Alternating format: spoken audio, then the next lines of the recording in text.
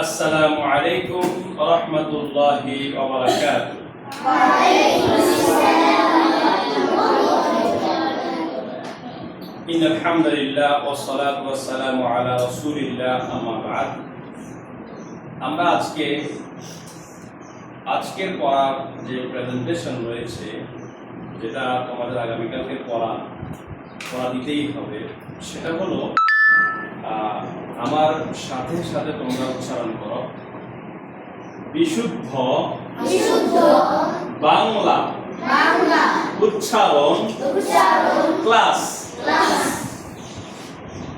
যে কোনো একটি শব্দ সহ স্বরবর্ণ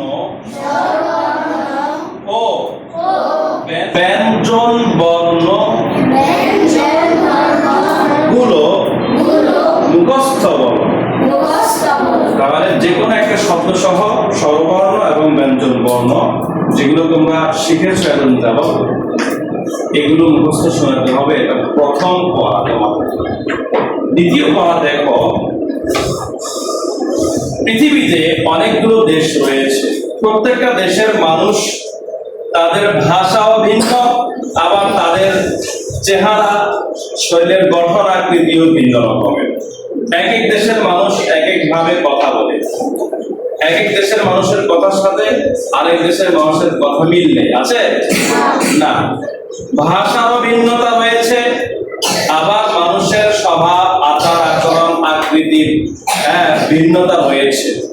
কিন্তু সারা পৃথিবীর মানুষ যে প্রান্ত থেকেই কোরআন তিলাওয়াত করুক না কেন, তার সুর একই রকম। আমরা ইউটিউবে অথবা বিভিন্ন ভিডিওতে দেখতে পাই, পৃথিবীর এক প্রান্ত থেকে আরেক প্রান্ত বিভিন্ন মসজিদের কারি সাহেবরা কোরআন তিলাওয়াত যারা করে, তাদের সুর একই রকম। কোরআনটা সুর একই রকম। পৃথিবীর এক প্রান্ত থেকে আরেক প্রান্ত যদি কোরআন তিলাওয়াত করে, তোমরা বুঝতে পারো কোরআন তিলাওয়াত করতেছে, সেটা আমরা বুঝতে পারবো, কিন্তু ভাষা ভিন্ন, বুঝতে পারি। কোরআন তিলাওয়াত একই রকম।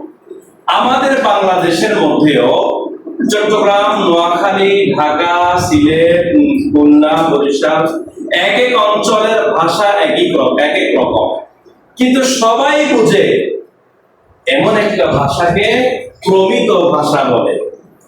সবাই বুঝে এমন একটি ভাষাকে কি ভাষা বলে? এই জন্য তোমাদের কালকের আরেকটি পড়া হচ্ছে প্রমিত ভাষা কি ও কেন। প্রমিত ভাষা এটা তোমরা শিখবে, এটা মুখস্থ করবে। সমস্ত ভাষা গোষ্ঠীর মধ্যে বলো, একই ভাষায় ভাব বিনিময়ের জন্য